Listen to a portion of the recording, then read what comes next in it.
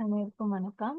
இப்ப வந்து lesson 10 organisational control. இது வந்து கட்டுப்பாடு. சரியா? இத பத்தி நாங்க படிக்க போறோம் இந்த பாடத்துல. சரியா? இப்ப வந்து நார்மலா வந்து கண்ட்ரோல்ண்டா என்ன? சரியா? இப்ப ஒரு நிறுவனத்துல வந்து சில விஷயத்த நாங்க திட்டமிட்டு இருப்போம். இவ்வளவுதான் எங்களுக்கு இப்போ ஒரு எக்ஸாம்பிளா வந்து இப்ப சேல்ஸ் எடுப்போம். சேல்ஸ் வந்து இப்போ ஒரு அளவு இப்போ ஒரு எனக்கு ஒரு 2000 சேல் வரணும் என்ற மாரி நான் எக்ஸ்பெக்ட் பண்ணியிருக்கேன்.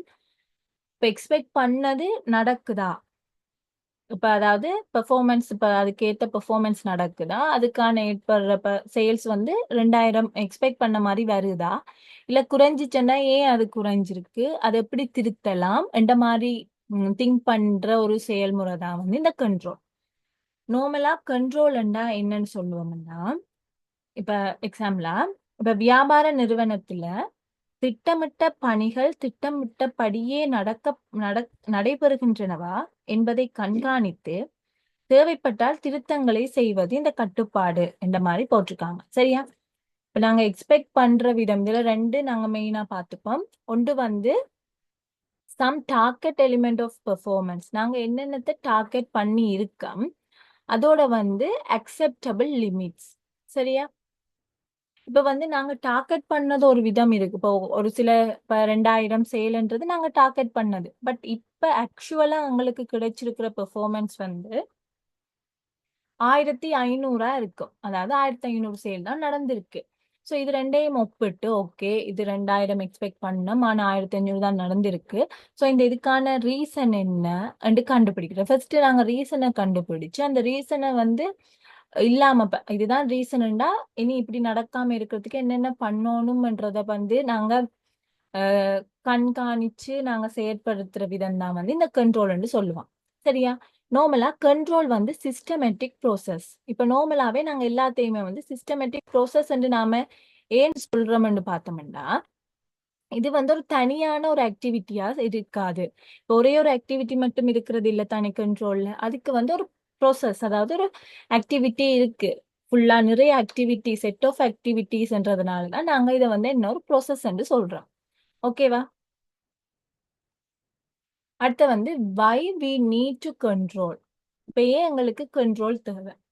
நார்மலா இந்த மேனேஜ்மெண்ட் பாடங்கள்ல இப்படி நாங்க கேள்வி வந்துச்சுன்னா, நாங்க நார்மலாவே எழுதுற பொதுவான ஆன்சர்கள் வந்து டிசிஷன் மேக்கிங்குக்கு ஹெல்ப் பண்ணுது. அதாவது தீர்மானம் எடுக்கிறதுக்கு உதவுது. வளங்கள வந்து நாங்க வினைத்திறனா பயன்படுத்த உதவுது. அதுக்கு பிறகு வந்து கொமனா நாங்க எழுதுறது அச்சீவிங் கோல்ஸ். அதாவது எங்களுடைய நோக்கத்த வந்து இலகுவாக அடையறதுக்கு. சரியா? இப்படி நாங்க நார்மலா ஆன்சர் எழுதலாம். அத தாண்டி வந்து இப்ப ஏன் கண்ட்ரோல் எங்களுக்கு தேவைன்னா, இப்ப நாங்க ரியல் டைம்ல எடுத்துக்கொண்டோம்னு சொன்னா வந்து, இப்ப கண்ட்ரோல்ன்னா இப்ப எங்கள ஒருத்தங்க கண்ட்ரோல் பண்றாங்கன்னா, நாங்க செய்யற தப்புண்ட அளவு என்ன செய்ய போகுது? குறைய போகுது. சரியா? இப்ப இதுதான் இங்கேயும் நாங்க போட போறோம். கண்ட்ரோல்ன்றது நார்மலாவே இப்ப ரியல் லைஃப்லயும் சேம் கான்செப்ட் தான். பிசினஸ் ஸ்டடீஸ்லயும் சேம் கான்செப்ட் தான். சரி இப்ப வை வி நீட் டு கண்ட்ரோல்ன்னு சொன்னா வந்து reduce the cost of mistake. சரியா? இந்த அடுத்த ஸ்லைட்ல இருக்கு. நான் நார்மலா சொல்றேன். Identify the mistakes and the managers to monitor the effectiveness of planning, organising and leading. சரியா?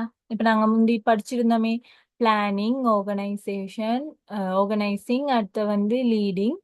அது எல்லாத்தையும் ஒப்பிட்டு பார்க்கிறது. இந்த கண்ட்ரோல் தான் முக்கியம் அந்த மாதிரி. சரியா? இப்ப இதுக்கான ஆன்சர் வந்து இது. சரியா? ஏன் வந்து கண்ட்ரோல் வந்து எப்படி ஆர்கனைசேஷன்ல வந்து ஹெல்ப் பண்ணப்படுதுன்னு பார்த்தீங்கன்னா, limit the accumulations of error, adapt to the environmental change, cope with organizational complexity and minimize the cost. Okay? Control இப்ப நாங்க ஒரு விதத்துல கண்ட்ரோல் பண்ணோம்னா, இவ்வளவுதான் எங்களுக்கு டார்கெட் இருக்கு. இவ்வளவு அடைஞ்சிருக்கு. ஐ மீன் இப்ப அதாவது ஆக்சுவலா இவ்வளவுதான் எங்களுக்கு கிடைச்சிருக்கு அப்படின்னு ஒப்பிட்டு பதிவு செஞ்சோம்னா மினிமைஸ் த காஸ்ட். இந்த கண்ட்ரோல் பண்ணோம்னா நாங்க என்னது செலவுகளையும் எங்களால குறைக்கக்கூடிய மாதிரி இருக்கும். அதை சொல்றதுதான் இந்த ஸ்லைட். ஓகே. இப்ப வந்து ப்ரொசஸ் ஆஃப் த கண்ட்ரோலிங். சரி, இதுல வந்து எக்ஸாம்ல வந்து இப்படி எல்லாம் கேட்பாங்க. ப்ரொசஸ் எல்லாம் எக்ஸ்பிளைன் பண்ண சொல்லி நீங்க வந்து தியரியாவோ இந்த ப்ராக்டிக்கலாவோ விளக்கினாலும் ஓகே. இதை வந்து ஒரு ஸ்டெப் விடாம நாங்க செய்யணும். இப்ப ஒரு ஸ்டெப்பை நாங்க இப்ப தவிர்த்துட்டோம்னா இப்ப மறந்துட்டோம்னா அது வந்து ஒரு ப்ரொசஸா இருக்காது. ஸோ நாங்க வந்து முடிஞ்ச வரைக்கும் அதை வந்து இப்ப ரியல் லைஃபோட ஒப்பிட்டு நாங்க விளங்கி வச்சிருந்தோம்னா இல்லை ஒரு எக்ஸாம்பிளோட நாங்க விளங்கி வச்சிருந்தோம்னா ஈஸியா எக்ஸாம்லயும் எழுதக்கூடிய மாதிரி இருக்கு. சரியா? இப்ப எஸ்டாப்ளிஷ் ஸ்டாண்டர்ட். இப்ப இதண்டா என்னண்டா what we want to achieve. ஓகேவா? what we want to achieve. நாங்க என்னத்தை அடைய வேணும், அதாவது அச்சீவ் பண்ண போறோம்ன்றது சொல்றதா வந்து இது எஸ்டாப்ளிஷ் ஸ்டாண்டர்ட். இந்த ஸ்டாண்டர்ட் வந்து கட்டாயமா வந்து தெளிவான ஒன்றா இருக்க வேணும். சரியா? இப்ப எக்ஸாம்ல வந்து இப்ப நான் நார்மலா இத தமிழ் சொல்றேன் பாருங்க. Establish standard and measure performance. இப்பத்த எங்களுடைய பெர்ஃபார்மன்ஸை வந்து அளவிடணும். அடுத்த கம்பேர் பெர்ஃபார்மன்ஸ் அகைன்ஸ்ட் ஸ்டாண்டர்ட். ஸ்டாண்டர்டையும் பெர்ஃபார்மன்ஸையும் வந்து கம்பேர் பண்ணணும், அதாவது ஒப்பிட வேணும். அப்புறம் evaluate and take corrective action. இது ரெண்டையும் ஒப்பிட்டு அதுக்கு ஏத்த வந்து சரியான ஒரு தீர்மானத்தில் அங்க எடுக்க வேணும். என்ன செய்யணும், எப்படி இதை தவிர்க்கலாம், இப்ப குறைவா வந்துச்சுன்னா எப்படி அந்த டார்கெட்டுக்கு ஏத்த மாதிரி நாங்க அதை அதிகரிக்கலாம், அந்த மாதிரி நாங்க எவாலுவேட் பண்றது. இப்ப சரி, இப்ப எக்ஸாம்பிளா வந்து முதல் சொன்ன மாதிரி தான் 2000 சேல் வந்து இப்ப நாங்க வந்து இப்போ ஒரு எக்ஸாம்பிளுக்கு 2000 சேல் வந்து நாங்க இப்ப வந்து பெற்றிருக்கோம்னு வைங்க. ஆனா எங்களோட டார்கெட் வந்து எண்ட் ஆஃப் த இயர், அதாவது ஒரு வருஷம் முடிய வந்து 10% சேல் வந்து கூடி இருக்க வேணும். இப்ப 2000ல 10% சொன்னா வந்து 200. ஸோ இப்ப 200 வந்து சேல் கூடி இருக்கணும்னா 2200 தான் எங்களோட டார்கெட். பட் இப்ப எங்கள்கிட்ட இருக்கிறது வந்து 2000. ஓகேவா? இப்ப பாத்தீங்கன்னு சொன்னா வந்து 2200 டார்கெட் வந்து இருக்கணும் எண்ட் ஆஃப் த இயர். அப்ப எண்ட் ஆஃப் த இயர் வந்து நாங்க என்ன செய்வோம், பெர்ஃபார்மன்ஸை மெஷர் பண்ணுவோம். அதாவது இப்ப இருக்கிற பெர்ஃபார்மன்ஸ், இப்ப இருக்கிற எங்களுடைய சேல் வால்யூமை வந்து நாங்க அதாவது விற்பனை அளவை வந்து நாங்க வந்து கணிப்பிட போறோம். இப்ப 2200 இருக்க வேண்டிய இடத்துல இப்ப வந்து 2100 தான் இருக்கு. 2100 சேல்ஸ் வால்யூம் இருக்கு. இப்ப நாங்க மெஷர் பண்ணிட்டோம் இப்பத்த பெர்ஃபார்மன்ஸ். பிறகு என்ன செய்யறோம், கம்பேர் பண்றோம். பெர்ஃபார்மன்ஸையும் ஸ்டாண்டர்டையும் கம்பேர் பண்றோம். இப்ப ஸ்டாண்டர்ட் வந்து 2200, பெர்ஃபார்மன்ஸ் வந்து 2100. இப்ப இதுல கம்பேர் பண்ணி பார்த்துட்டு இப்ப evaluate and take correct action. இப்ப யோசிச்சீங்கன்னா பெர்ஃபார்மன்ஸ் குறைவா இருக்கு, ஸ்டாண்டர்ட் கூடவா இருக்கு. ஸோ இப்ப நாங்க என்ன செய்யணும், பெர்ஃபார்மன்ஸை இன்னும் அதிகரிக்கணும். அதுக்கு நாங்க என்ன செய்யணும் என்றதை பத்தி பாக்குறது தான் இந்த எவாலுவேட் அண்ட் டேக் ஆக்ஷன். சரியா? Take corrective actions. ஸோ இப்போ எக்ஸாம்பிளா வந்து இதுல 3 இருக்கு. இது என்னென்ன மீனிங்னா correct deviations and change standard and maintain status quo. இப்போ கரெக்ட் டிவியேஷன் சொன்னா வந்து பெர்ஃபார்மன்ஸ் வந்து குறைவா இருக்கு, ஸ்டாண்டர்ட் வந்து கூடவா இருக்கு. அதாவது பெர்ஃபார்மன்ஸை விட ஸ்டாண்டர்ட் கூடவா இருக்கு. அப்படின்றப்போ நாங்க என்ன செய்யணும், அதை கரெக்ட் பண்ணி என்ன மாதிரி இது நடக்குது, அப்ப இது என்னண்டு அதிகரிக்கலாம்ன்ற மாதிரி திங்க் பண்றது தான் இந்த கரெக்ட் டீவியேஷன். சரி, அதாவது பெர்ஃபார்மன்ஸ் குறைவாகவும் ஸ்டாண்டர்ட் வந்து கூடவாகவும் இருக்கு. இப்ப நான் சொன்ன எக்ஸாம்பிள் 2200 எங்களோட ஸ்டாண்டர்டா இருக்கு, பட் பெர்ஃபார்மன்ஸ் 2100 எப்படி நாங்க அதிகரிக்க போறோம் என்ற மாதிரி பாக்குறது தான் வந்து இந்த கரெக்ட் டீவியேஷன். அடுத்தது வந்து சேஞ்ச் ஸ்டாண்டர்ட். இது எப்ப நாங்க ஸ்டாண்டர்டை சேஞ்ச் பண்ணுவோம், இப்போ எக்ஸாம்பிளுக்கு இப்போ நான் 2200 எனக்கு கட்டாயம், இப்போ ஸ்டாண்டர்டா நான் 2200 வச்சிருந்தேன், 2200 சேல்ஸ் வால்யூம் இருக்கணும். ஆனா என் பெர்ஃபார்மன்ஸ் வந்து 2500 இருக்கு. அதாவது நான் வச்ச ஸ்டாண்டர்டை விட பெர்ஃபார்மன்ஸ் கூடவா இருந்துச்சுன்னா நாங்க என்ன செய்வோம், ஸ்டாண்டர்டை மாத்த முயற்சிப்பான். அடுத்து வந்து மெயின்டைன் ஸ்டேட்டஸ் கோன்றது இது எப்ப வேண்டா பெர்ஃபார்மன்ஸும் ஸ்டாண்டர்டும் சேமா இருக்கிறப்போ நாங்க இந்த ஆக்ஷன்ஸை எடுப்போம். ஓகே, அடுத்து வந்து டைப்ஸ் ஆஃப் கண்ட்ரோல். கண்ட்ரோல்ன்ற டைப்ஸ் வந்து operational control, financial control, structural control and strategic control. சரியா, இதெல்லாம் எக்ஸாமுக்கு வரும். அடுத்து வந்து ஆப்ரேஷனல் கண்ட்ரோல். ஆப்ரேஷனல் கண்ட்ரோல்ன்றது வந்து இப்ப ஒரு செயல்பாடு நடந்து கொண்டு இருக்கும் போதே நாம கண்ட்ரோல் பண்ணக்கூடிய மாதிரி நாங்க திங்க் பண்றது. இப்ப பாத்தீங்கன்னா operation control focuses on the process that an organization uses to transform resources into products or services. அதாவது ரிசோர்சஸ் வந்து ப்ரொடக்ட் அண்ட் சர்வீஸா மாறுற அந்த ஆபரேஷன்ல வந்து நாங்க வந்து என்ன செய்யறோம், கண்ட்ரோல் பண்ற மாதிரி இருக்கு. இப்ப பாருங்க, இப்ப வந்து feed forward control or preliminary control and concurrent control or screening control. அடுத்து இந்த feedback control and post action control. Okay, இப்போ இதில் பார்த்தீங்கன்னா ஆப்ரேஷனல் கண்ட்ரோல் இப்போ நாங்கள் 3 பார்த்தோம் தானே.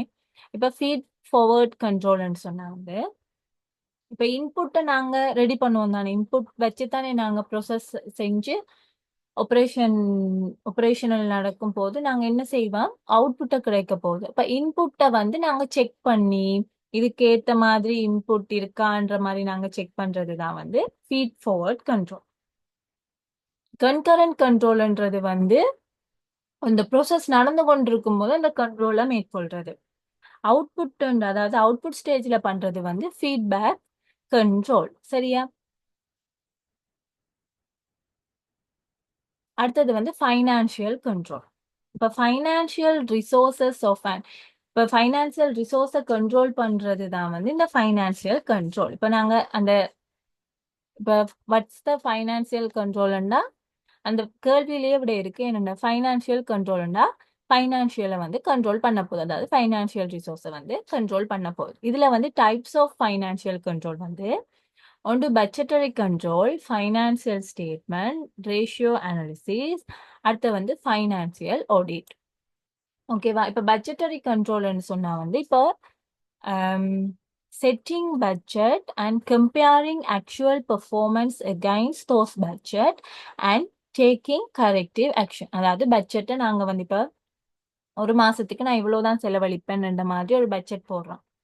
இப்ப நாங்க அதுக்கு பிறகு அந்த ஒரு மாசம் முழுக்க நாங்க செஞ்ச உண்மையான செலவு, அதாவது ஆக்சுவல் பெர்ஃபார்மன்ஸை பாக்குறோம். அதை கம்பேர் பண்ணி அதுக்கான டேக் ஆக்ஷன் எடுக்கிறோம். ஸோ நார்மலா கண்ட்ரோல் ப்ரோசஸ் மாதிரி இது budgetary control. Okay, financial statement சொன்னா வந்து இந்த ப்ரோசஸ் வந்து உறுதிப்படுத்துறது அக்குரஸியா இருக்கா, அதாவது உண்மைத்தன்மை வாய்ந்ததா இருக்குதா, தெளிவானதா இருக்கா, அதோட வந்து கம்ப்ளீட்னஸ் இருக்கான்ற மாதிரி நாங்க வெரிஃபை பண்றதுதான் இந்த ஃபைனான்சியல் ஸ்டேட்மெண்ட் கண்ட்ரோலா இருக்க போகுது. அடுத்து வந்து ரேஷியோ அனாலிசிஸ். இதுல வந்து இது என்னன்னு சொன்னோம்னா valuable tool for investor, creditors and management to understand the company's financial health and make informed decision. அதாவது ஒரு வேல்யூபிளான ஒரு டூலா இருக்கு. சரியா, யாரா இருக்கு, இன்வெஸ்டர்ஸுக்கு இருக்கு, கிரெடிட்டர்ஸுக்கு இருக்கு, அதே சமயம் மேனேஜ்மெண்ட்டுக்கு இருக்கு. என்னன்னு பாத்தீங்கன்னா அண்டர்ஸ்டாண்ட் பண்றது, அதாவது ஃபைனான்சியல் ஹெல்த்தை வந்து அதாவது ஃபைனான்சியல் ஹெல்த்ன்ற மீனிங் வந்து ஃபைனான்சியல் இதுல வந்து ஃபைனான்சியலா வந்து எங்களால ஸ்டேபிளா இருக்க முடியுமா அப்படின்றத பார்த்து அதுக்கேற்ற மாதிரி டிசிஷன் எடுக்கிறதுக்கு ஹெல்ப் பண்றதா இந்த ரேஷியோ அனாலிசிஸ் சொல்லுவோம். அடுத்து வந்து ஃபைனான்சியல் ஆடிட். இது வந்து design to prevent error, fraud and miss statement in financial statement. இந்த ஃபைனான்சியல் ஸ்டேட்மெண்ட்ல வந்து தவறுகளை குறைக்கிறதுக்காக, அதோட ஃப்ராட், அதுக்கப்புறம் மிஸ்டேட்மெண்ட் இதுகளை குறைக்கிறதுக்காக டிசைன் பண்ணப்பட்டதுதான் இந்த ஃபைனான்சியல் ஆடிட் என்று சொல்லுவான். அடுத்து வந்து ஸ்ட்ரக்சரல் கண்ட்ரோல். சரியா, ஸ்ட்ரக்சரல் கண்ட்ரோல்னு சொன்னா வந்து இதுல வந்து bureaucratic control and decentralised control. இப்ப வந்து இதண்டா வந்து பியூரோக்ரட்டிக் கண்ட்ரோல்ன்றது வந்து அதிகாரத்துவ கட்டுப்பாடுன்னு சொல்லுவோம். அதாவது ஒருத்தங்க வந்து மெயினா ஒரே ஒருத்தங்க வந்து கண்ட்ரோல் பண்றது தான் இது வந்து என்னன்னு சொல்றது அதிகாரத்துவ கட்டுப்பாடுன்னு சொல்லுவோம். அதாவது formal and mechanistic structural arrangement. Okay, formal and mechanistic structural அரேஞ்ச்மெண்ட்ஸா இருக்கும். அடுத்து வந்து டீசென்ட்ரலைஸ்ட் கண்ட்ரோல்ன்றது வந்து ഇതിന്റെ மீனிங் வந்து informal and organic structural arrangement. சரியா? ஓகே, சரி. இப்ப பாத்தீங்கன்னா இதுல விளக்கம் இருக்கு பாருங்க. கண்ட்ரோல் பண்றது வந்து எம்ப்ளாயி வந்து கமிட்மெண்ட் ஆகுறது. அதாவது டீசென்ட்ரலைஸ்ட்ல வந்து எம்ப்ளாயீஸ் எல்லாரையும் ஒன்றிணைச்சு அந்த ஒரு டிசிஷன் மேக்கிங்லயோ அந்த ஒரு நிறுவனத்தின நடவடிக்கையிலயோ ஒன்று சேர்ப்பாங்க. இங்க வந்து எம்ப்ளாயி கம்ப்ளைன்ஸ். ஓகேவா? பியூரோக்ராட்டிக் கண்ட்ரோல்ன்றது வந்து அதிகாரத்துவம். ஒருத்தர் சொல்றத வந்து எம்ப்ளாயீஸ் கேட்டு நடக்கணும்ன்ற மாதிரி இருக்கும். சரியா? இதுல வந்து strict rules and formal control, rigid hierarchy இதெல்லாம் வந்து அதிகாரத்துவத்துல இருக்கும். நார்மலா ஒருத்தர் வந்து மெயினா இருந்து கொண்டு மிச்சாக்களை வேலை வாங்கும் தானே. ஸோ வேலை வாங்குறது அந்த இதை சொல்றது தான் வந்து இந்த பியூரோக்ராட்டிக் கண்ட்ரோல். இந்த பியூரோக்ராட்டிக் கண்ட்ரோல்னா நம்ம என்ன சொல்லுவோம்? Formal and mechanistic structural arrangement. சரியா? அடுத்து வந்து tall structure and top down influence. அடுத்து வந்து லிமிட்டட் அண்ட் ஃபார்மல். சரியா? இதுகள் வரும். இங்க வந்து டீசென்ட்ரலைஸ்ட்னா எம்ப்ளாயி கமிட்மெண்ட். எம்ப்ளாயியை வந்து சேர்த்து நாம வேலை பார்க்கறது. Group norms, culture, self control and flat structure and shirt influence and directed at group performance, extended and informal. So இது வந்து டீசென்ட்ரலைஸ்ட். அதாவது எம்ப்ளாயீஸையும் நாங்க என்ன செய்யலாம்? இணைச்சு வேலை செய்யக்கூடிய மாதிரி இருக்கும். ஓகேவா? அடுத்து வந்து ஸ்ட்ராட்டஜிக் கண்ட்ரோல். இப்ப ஸ்ட்ராட்டஜிக் கண்ட்ரோல்ன்றது இந்த மீனிங் வந்து control aimed at ensuring that the organization is maintaining an effective alignment with its environment and moving towards achieving its strategic goals. சரியா? இப்ப நார்மலா ஸ்ட்ராட்டஜின்றது வந்து லாங் டேர்ம் அச்சீவ்மெண்ட் தானே. ஸோ இதுல வந்து monitoring and accessing the effectiveness of a company's overall strategy in achieving its long-term goals. சரியா? Long term கோலை வந்து நீண்ட கால குறிக்கோளை அடையிறதுக்காக சரியா அதாவது monitor and access the effectiveness of a company's overall strategies. ஸ்ட்ராட்டஜிஸை யூஸ் பண்ணி வந்து லாங் டேர்ம் கோலை வந்து அச்சீவ் பண்றது தான் வந்து இந்த ஸ்ட்ராட்டஜிக் கோல்னு சொல்லுவான். சரியா? அதாவது ஸ்ட்ராட்டஜிக் கோலை வந்து அச்சீவ் பண்றது தான் இந்த எய்மா இருக்க போகுது. ஓகே, அடுத்து வந்து பிஹேவியரல் இம்ப்ளிகேஷன்ஸ் ஆஃப் கண்ட்ரோல். இப்போ behavioural implication, so disadvantage of the control அப்படின்ற சொல்றதுக்கு இதுகள் வரும். அதாவது கண்ட்ரோல் அஃபெக்ட் இண்டிவிஜுவல் ஃப்ரீடம். இப்போ ஒருத்தவங்களை கண்ட்ரோல் பண்ணா அவங்களோட ஃப்ரீடம் வந்து இல்லாம போயிடும். சரியா? அது மாதிரி இங்க ஆர்கனைசேஷன்லயும் யாரும் கண்ட்ரோல் பண்ணமுண்டா இப்போ இண்டிவிஜுவல் ஃப்ரீடமும் இல்லாம போகுது. அடுத்து வந்து control Hari status and power implications in organisation and rewards for inefficiency, and control might lead to employee resistance, and excessive control may limit flexibility and creativity. இப்போ இதோட மீனிங் என்னன்னா எக்ஸசிவ் கண்ட்ரோல்ண்டா கண்ட்ரோல் வந்து கூடிச்சுன்னு சொன்னா வந்து இப்போ அந்த ஒரு நிறுவனத்துல வந்து எம்ப்ளாயி அவங்களா வேலை பார்க்க முடியாது. அவங்களோட ஃப்ளெக்சிபிலிட்டி என்ன செய்ய போகுது? குறைய போகுது. அதே சமயம் அவங்களுக்கு நிறைய கிரியேட்டிவிட்டி மைண்ட் இருக்கும். ஸோ கிரியேட்டிவிட்டிஸ் வந்து அவங்கள என்ன செய்யப்பட போகுது? கண்ட்ரோல் பண்ணப்பட போகுது. ஏன்டா ஓவரா கண்ட்ரோல் பண்றதுனால. சரியா? அடுத்த வந்து ஹைட்லைன்ஸ் ஃபார் மேனேஜிங் பிஹேவியரல் இம்ப்ளிகேஷன். இப்ப கட்டுப்பாடை வந்து எப்படி நாம சரி செய்யலாம். அதாவது ஓவர் கட்டுப்பாடு அந்த மாதிரி சொல்லியிருக்கு. Set meaningful, acceptable and attainable standard. ஸ்டாண்டர்ட வந்து ஒழுங்கான, அக்செப்டபிளா எங்களால வந்து அக்செப்ட் பண்ணக்கூடிய ஒரு ஸ்டாண்டர்ட் தான் நாங்க வந்து என்ன செய்யணும், செட் பண்ணணும்.